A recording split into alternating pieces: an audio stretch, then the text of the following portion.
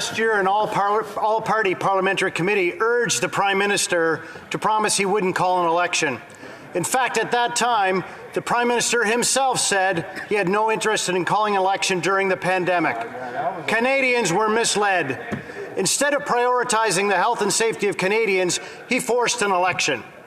This begs the question, why did the Prime Minister jeopardize the health of Canadians to save his own job? The Right Honourable Prime Minister.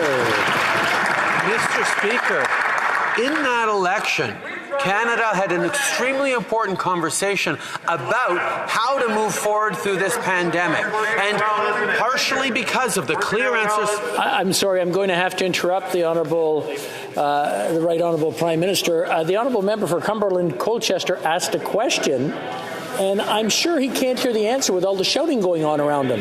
So I'm just going to ask everyone to tone down so that the Honourable Member for Cumberland-Colchester can hear the answer. The Right Honourable Prime Minister.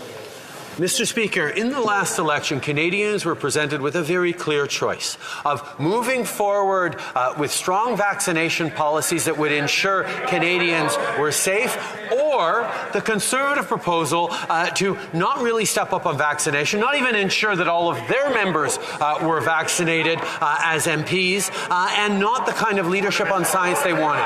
Canadians made a very clear choice to choose and vote for parties that supported vaccine mandates, and that's exactly what has gotten us through this pandemic to this point, with lower death rates than other countries around the world, despite all the tragedies we have faced. Honourable Member for Cumberland-Colchester. Mr. Speaker, sadly what we ended up with is seeds of division having been sowed and Canadians suffering. We've suffered financially, socially, morally, mentally, and physically.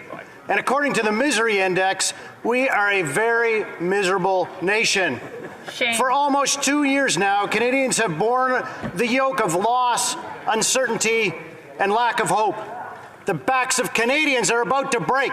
Indeed. Canadians are miserable because of the Prime Minister.